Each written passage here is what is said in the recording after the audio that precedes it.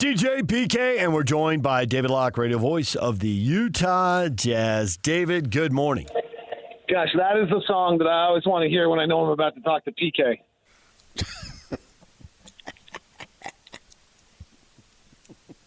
No reaction? Or I just can't hear you? Oh, I laughed maniacally. I laughed. Well, because, pour some sugar on me is not what I was really hoping to hear from you. I did not control it, but I'll pour some sugar on it if you want. We need some sweetness, actually. Oh, you do? Okay.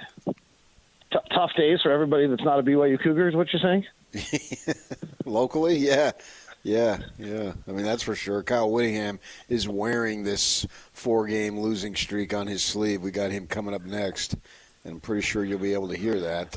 I don't know necessarily that the Jazz are wearing it on it. How much do you think it's wearing them down as they continue to lose? I do. I think this is the hardest stretch of basketball for a lot of these guys ever. And here's why. They just don't have a lot of support.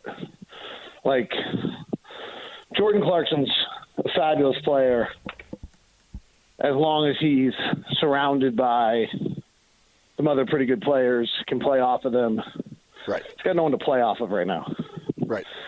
John Collins, pretty nice offensive player, can do a lot of things. He's got no one to play off of right now. And even more so, there's moments on the floor where they're on the floor right now with guys that aren't all the way up to – they're not ready to be NBA players yet.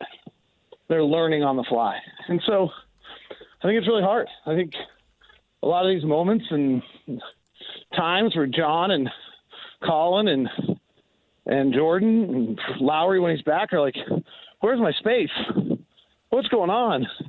How do I get some opportunities? I mean, you've got a collective group all shooting their career lows. It's a tough. I think it's really hard for them right now. I think this is, not to mention Key, who's dealing with something that's totally different. But he, this I think is real. I think this is really hard. Losing's not fun, but it's not the losing. It's just that there's not a lot to relieve your burden when you're coming to game. And I think, it's going to really just a shine of who's got the mental fortitude to be able to handle it and some of these things. Jake and Ben do the show that follows us, and Ben covers the team full-time for the website, and Jake does it because he's doing the pre-half and post, so he is there watching every minute, every game. I was listening to them talk about the team, and I think it was Ben who used an analogy, and I thought, that is so straight out of David Locke's brain. He's going to love this. I got to share. Oh, I can't wait. I know, right? He compared it to radio, and you're like, oh. He compared it to sports talk radio. He said, the problem with the rebuild is you don't want to win too much and jeopardize your draft position, but young players need structure. If you can put one or two young players on the court with 2 or 3 veterans, they have structure. If you put 2 people together who've never done a sports talk radio show, and then the show doesn't have the structure and doesn't go the right way, and they don't have teases and topics and guests and all that all lined up, well, whose fault is that? They've never done it before. So have some structure. If someone's new, put them with someone who's really, experienced doing a show and knows some of the ins and outs. And he says, as you watch rebuilds around the league, it's 5 players on the floor. Do they have 5 kids out there together? Do they have 2 kids and 3 vets? Everybody does it a little different. And I guess that's the question for the Jazz. When they had more veterans the last couple of years, they won too much. Right. I mean, Houston's the example, and we'll see how it plays out over long term for them. But, they just emptied the cupboard after the James Harden trade, and Jalen Green was playing with other youngsters, and they were, and Steven Silas was the head coach, and they just looked awful, right? Awful. And looked as though they had no semblance of order at all. And Jalen Green, they were on the verge of trading Jalen Green last year at the trade deadline because he'd been so bad. And then all of a sudden, under the order structure of Ime Udoka and with Dylan Brooks and Fred VanVleet and some other players, suddenly Jalen Green looks like he could be a borderline all-star if he can get more efficient. So it's a really hard. How do you do? You're absolutely right. Oklahoma City, was just an absolutely horrific team for 2 years. Just, really bad. Now, on the other end, they didn't. I don't think they developed any players in that time period, right? Like I think that's one thing that's worth kind of looking back at Oklahoma City is, they go do this and they sit down Shea and he doesn't play because he's too good. And then they draft Chet Holmgren and they draft Jalen Williams with a great pick at 12. Now they're outstanding. Well, in the time period where they were going through their rebuild, I don't think they developed anyone, right? Like if we go back and look at it, Pokuševski didn't turn out, Trey Mann didn't turn out. None of those guys are still around, and so it might be too hard to develop when you have the cupboard completely bare on this.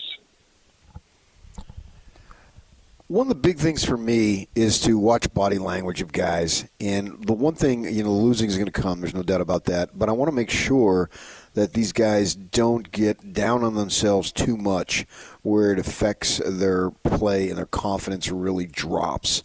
And I watch how they just handle themselves. What are you seeing as far as that goes from the body language perspective? Because it looks like a couple guys, and it's just a short sample, but it looks like Filipowski, he's got some confidence in his ability.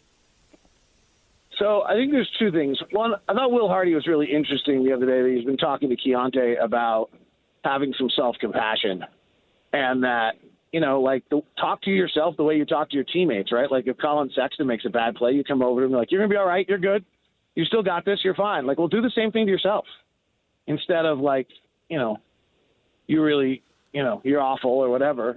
Keys had two sequences so far this year, Warriors third quarter and last night third quarter, where it does feel like he just comes off the rails. And so he's going to have to figure out how to stay on the rim, and that might not be fair. Like he might disagree with me on that, but it feels like, one mistake compounds to the next mistake that compounds to the next mistake. Then frankly, last night he bounded out of it with a beautiful pass to the corner for a three and a catch and shoot three. So that was a really good, that might actually be a very, very important 2-play sequence there.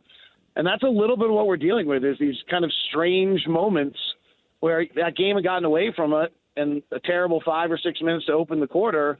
I think 5 or 6 turnovers, but on the other end, he on the backside of it, he made a beautiful pass to the corner for a three, and he hit a three. So maybe he learned right there how to stay engaged and fight through it. Again, I don't know. You can't get into his head, but so I think there is something, certainly that you have to give yourself some self-compassion and work through these things. On the body language thing, yeah, I don't know. I have some sympathy for some of these guys in that they're struggling. And if we want to be specific about Keontae, he is 20 and he is having, the worst 5-game stretch of basically anyone's ever had to open a season shooting. I might be more concerned if there was no body language. I don't want him, he's got to stay engaged and make the next play and move to the next play, as Will talks about all the time. But there is some level here where, if we had no body language out of him, I think I might be more concerned than some frustration. How big a sample size before you want to make any pronouncements about any of these guys? 5 games sure isn't much, especially when you're dealing with teenagers. Yeah, and I think, Lowry's – we really can't score when Lowry's – have a hard time scoring when Lowry's not on the floor. So that injury – it's not surprising to me. It was more surprising to me that we scored 50 points in the first half for the first time all year and scored 30 points in a quarter for the first time all year than it was that the offense fell apart in the third and fourth quarters. I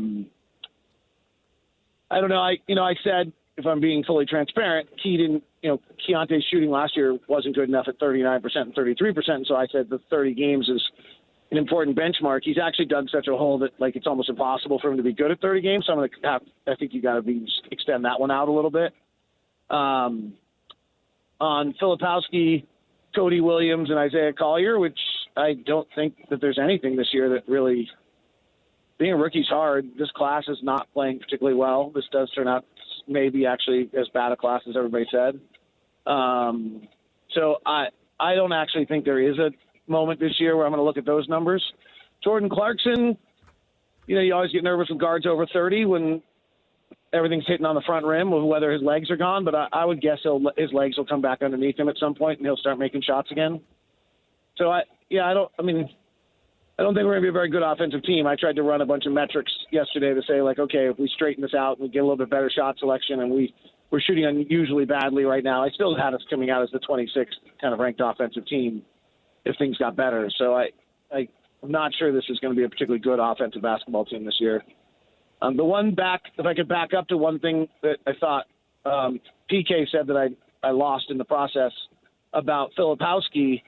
I think what's turning out with him is that he's physically ready. He's just turning out to be really, really strong and have a great base. And so I don't think he's physically outmanned out there. And so I think that is giving him some real confidence on how to play, that he physically is strong enough. Whereas I think some of our other young guys, Cody Williams particularly, I think is getting bumped around a lot and realize, no, I got to be a lot stronger to survive this, but there's nothing you can do right now to add that strength. So whereas Filipowski, I think, is finding out, I actually might be strong enough to play right now.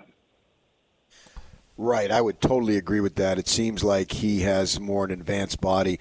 And Cody Williams, when I look at him physically and facially, he looks like he's 15 going up against guys who are 30 years old. Right. Yeah, and that's the reality, right? That's where, like we all loved Baylor Shireman out of the draft, Creighton 25-year-old. So on one level, he's ready to go at 25 because he's playing 25-year-olds or Dalton Connect. Also why they throttled everyone last year is because they were 25 years old going up against 18 and 19-year-olds. You surprised by anybody's start around the league this year, or is everyone breaking out of the gate? I think the Milwaukee story is real. 22nd in the league offensively, 23rd in the league defensively. They were 21-21 under Doc Rivers to close out the year last year, somewhere in that range. They've lost to Brooklyn and Chicago, 30 last night to Memphis. That's about as inauspicious a beginning as you could have. I think the Milwaukee thing is real, and Giannis is knocking on the door here pretty soon. I put a spotlight right there. I was really bullish on Phoenix, and they look every bit as good as I thought they were going to be under Mike Budenholzer. If they fill out that roster, it's a good team. So I think that's newsworthy or noteworthy how well they're playing. I did like the Warriors' depth a great deal. I thought they were a better team than they were with Klay Thompson with the pieces they added. That's turning out those were two pretty impressive wins against New Orleans in that, without Steph Curry and Andrew Wiggins on the other end. Like for New Orleans to go to Golden State and lose twice to a team without Steph Curry and Andrew Wiggins, that's pretty disconcerting if I'm New Orleans. Even though they're without DeJounte Murray, I'd still say there's that whole Brandon Ingram off-season contract thing may be lingering in that locker room a little bit. So there's some locker rooms that feel bad early, like guys aren't that engaged to play with each other. From a management perspective, I'm wondering if the Jazz are fine the way George is playing right now and think that there's something there, so they're going to just ride through it, because it's not like they're limiting his play. It's not like he's limiting his FGAs. It's just go ahead and see what you got, and we'll continue to evaluate you, and you continue to play. And that's my interpretation of what's happening as he continues to struggle to put the ball in the basket. Yeah, Keontae wasn't the one that made me make this comment, but I did make the comment that I thought that one of the things that would be most interesting this year is how far the Jazz were willing to go with people with shooting slumps. I mean, I expect Isaiah Collier to shoot 30% and about 15% from three when he first starts playing. Like, it's just really hard. Not a criticism of Isaiah Collier. It's really hard. I didn't expect Cody to be at 20% and 14% or whatever he is right now, but I didn't actually expect him to be very good either. Like, rookies don't shoot well in the NBA, and these guys weren't ready yet for NBA shooting. So it's not surprising to me that they're struggling. And the question I just kind of had when the year started was like, with Cody Williams is shooting 28% and 22% from three, like, are we rolling him out for 15 minutes every night regardless, just for the experience? Or is there some point where the shooting numbers are so bad that you just can't do it to him or his teammates any longer? And I didn't expect it to be Keontae, but I did expect this to kind of be one of the storylines of the season of, like, at what point is 18 minutes a night actually detrimental to one's development? And I think the only reason you would do that is if you can go get him 32 minutes in the G League instead. I can't see a circumstance where you might give a guy a few days off just to reset his brain, but you want these guys on the floor. You want them playing. Well, David, we appreciate the time. Thanks for joining us as always. You're the man, and we look forward to talking to you again. I hope you guys are great. It's one of the favorite things in my week that I get to talk to you every Friday. I'm a little concerned that I get the same billing as Kevin Graham, but that's a different issue. We'll deal with it at a different time.